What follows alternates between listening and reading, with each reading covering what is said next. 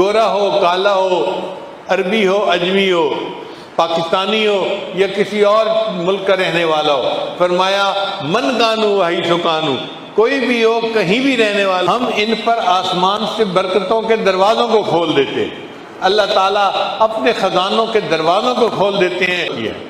حضرت زید بن حارثہ رضی اللہ عنہ ایک صحابی تھے، وہ ایک مرتبہ مکہ مکرمہ سے مدینہ جا رہے تھے۔ فرماتے ہیں کہ میں اکیلا تھا اور تھک گیا تھا، تو میں نے ایک خچر والے کو کہا کہ مجھے میری منزل تک پہنچا دو۔ اس نے کہا میں اتنا کرایہ لوں گا، آپ میرے خچر پہ بیٹھ جاؤ۔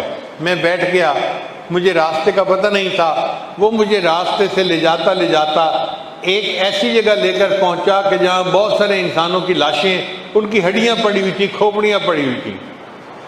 تو میں حیران ہو گیا۔ اس وقت اس نے خنجر نکالا اور کہا کہ دیکھ، تم جو ہے نا وہ جو کچھ ہے مجھے دے دو، میں ڈاکو ہوں اور میں اس طریقے سے لوگوں کو لوٹا کرتا ہوں۔ انہوں نے کہا کہ بھائی تمہیں مال پیسہ چاہیے تو میں دے دیتا ہوں، تم مجھے قتل کیوں کرتے ہو؟ اس نے کہا کہ نہیں، میں تمہارا نام و نشان مٹاؤں گا، میں تمہیں زندہ نہیں رہنے دوں گا۔ تو حضرت زید بن حارثہ صلی اللہ علیہ وسلم نے فرمایا اچھا، اگر آپ اپنا کام کرنا ہی چاہتے ہیں تو آپ مجھے 2 رکعت نفل پڑھنے کا موقع دے دیں۔ اس نے کہا تم سے پہلے والے بھی مجھے یہی کہتے تھے کہ 2 رکعت نفل پڑھ دو، نفل پڑھے، میں نے ان کو قتل کر دیا، یہ دیکھو کھوپڑیاں پڑی ہوئی ہیں، کسی کے نفل اس کے کام نہیں آئے۔ یہ کہہ کے اس نے اپنا خنجر سنبھالا کہ حضرت زید رضی اللہ عنہ پر حملہ کرے۔ جب اس نے خنجر سنبھالا، ایک زوردار آواز آئی لا تقتلہ، اس کو قتل مت کرو۔ وہ سہم گیا، گھبرا گیا کہ یہ آواز کہاں سے آئی۔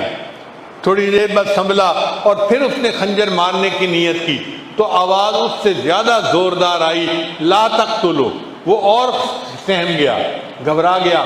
جب وہ تھوڑا سنبھلنے کی کوشش کر کے تیسری مرتبہ خنجر چلانے لگا، ایک سوار نمودار ہوا، اس نے ایسا نیزہ مارا کہ یہ بندہ مر گیا۔ حضرت زید رضی اللہ عنہ محفوظ ہو گئے۔ انہوں نے اس سوار سے پوچھا تو کون ہے؟ اس سوار نے کہا کہ میں ایک فرشتہ ہوں، اور جو بندہ یا ارحم الراحمین کہہ کے اللہ کو پکارتا ہے، اللہ مجھے اس کی مدد کے لیے بھیج دیتا ہے۔ جب آپ نے پہلی مرتبہ دعا مانگی یا ارحم الراحمین، میں اس وقت آسمانوں پر تھا، مجھے حکم ہوا جاؤ میرے بندے کی حفاظت کرو۔ جب دوسری مرتبہ یا ارحم الراحمین کہا، میں آسمان دنیا تک پہنچ گیا تھا، اس لیے زیادہ زور کے ساتھ اس کو آواز آئی۔ اور جب آپ نے تیسری مرتبہ یا ارحم الراحمین کہہ کر پکارا تو میں یہاں پہنچ گیا اور میں نے اس دشمن کو قتل کر کے تمہاری حفاظت کر دی۔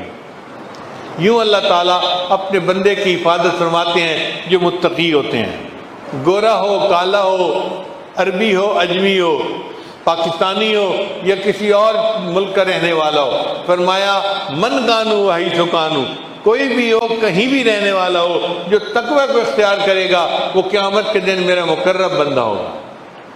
اللہ تعالیٰ ہمیں تقوی کی زندگی عطا فرمائے اور ہمیں نبی علیہ السلام کا قرب خاص عطا فرمائے۔ پھر متقی بندے پر اللہ برکتوں کی بارش نازل فرماتے ہیں۔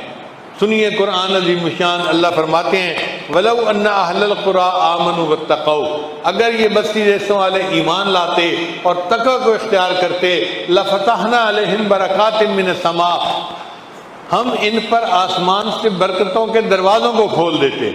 اللہ تعالیٰ اپنے خزانوں کے دروازوں کو کھول دیتے ہیں اور متقی بندے کو اتنی برکتیں عطا فرما دیتے ہیں۔ اب سوال پیدا ہوتا ہے کہ یہ تقوی بندے کو ملتا کیسے ہے؟ ہمارے مشائخ نے لکھا کہ 3 اسباب ہیں برکت حاصل ہونے کے۔ پہلی بات کہ انسان روزے رکھتا ہے تو اس کو تقوی ملتا ہے۔ اللہ فرماتے ہیں اے ایمان والو، تمہارے اوپر روزوں کو فرض کر دیا گیا جیسے کہ تم سے پہلی امتوں پر فرض کر دیا گیا، لعلکم تتقون، تاکہ تم متقی بن جاؤ۔ تو جو بندہ روزے رکھتا ہے اور روزے کی زندگی گزارتا ہے، اللہ اس کو تقوی اختیار کرتے ہیں۔ اور دوسری بات کہ جو سچے لوگوں کی صحبت میں رہتا ہے، اللہ اس کو تقوی اختیار کرنے کی توفیق دیتے ہیں۔ یا ایھا الذین آمنوا اتقوا اللہ وکونوا مع الصادقین، اے ایمان والو تقوی اختیار کرو اور سچوں کی صحبت میں رہو، یہ سچوں کی صحبت تمہیں متقی بنا دے گی۔ نبی اسلام نے ارشاد فرمایا لکل شیء معدن، ہر چیز کا ایک کان ہوتی ہے، ومعدن تقوی قلوب العارفین، اور تقوی کی کان عارفین کے دل ہوتے ہیں، ان کے دل تقوی سے بھرے ہوئے ہوتے ہیں، جو بندہ ان کی صحبت میں رہتا ہے اس کو بھی وہ تقوی کی نعمت نصیب ہو جاتی ہے۔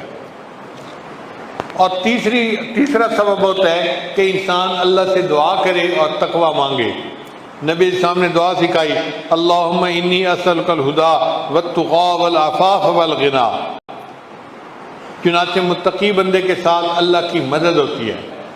اللہ کے کرم کا کیا کہنا، آپ اندازہ لگائیے، فرعون بیعون جو خدائی کا دعویٰ کرتا تھا، جو ظالم بادشاہ تھا، اس نے بنی اسرائیل کے ہزاروں بچوں کو قتل کروایا۔ ایسا قاتل اور ظالم بادشاہ ایک مرتبہ پھنس گیا، قحط آ گیا، دریا نیل کا پانی خشک ہو گیا اور اب کوئی صورت نظر نہیں آتی تھی۔ چنانچہ لوگوں کے نمائندے بادشاہ کے پاس آئے اور کہنے لگے جی آپ تو خدائی کے دعوے کرتے ہیں اور ہم پانی کو ترس رہے ہیں اور پانی نہیں ہے، آپ کوئی انتظام کریں کہ ہمیں پانی مل جائے۔ فرعون نے ان سے وعدہ کر لیا کہ 1 ہفتے بعد پانی آ جائے گا اور یہ قحط ختم ہو جائے گا۔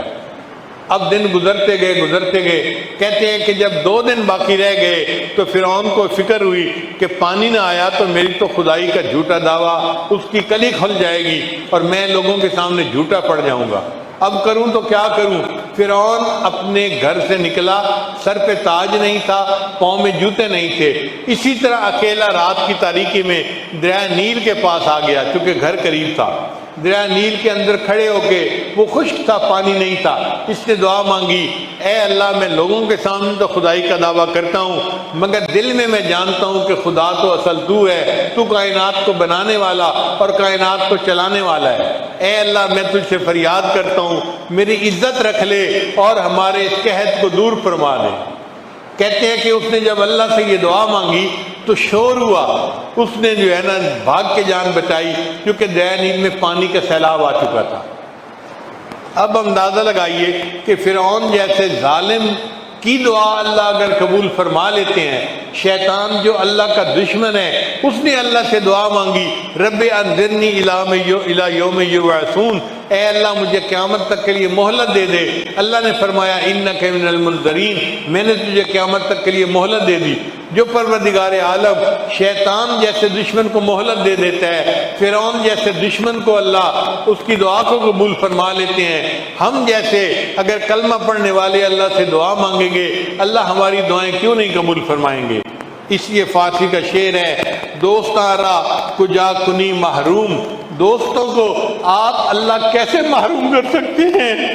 تو کے بعد دشمنہ نظر داری، اے اللہ تو دشمنوں پر بھی نظر ڈال دیتا ہے، جب تو دشمنوں پر ایسی نظر ڈالتا ہے تو اتنا رحیم و کریم ہے، اے اللہ ہم تو کلمہ پڑھنے والے آپ کے دوست ہیں، تو ہمیں کیسے محروم کر سکتا ہے؟ تو دعا ہے اللہ تعالیٰ آج کی اس محفل میں ہم پر خاص رحمت کی نظر فرمائے، ہمیں تقوی کی زندگی عطا فرمائے اور اللہ تعالیٰ ہماری دعاؤں کو اپنی رحمت سے قبول۔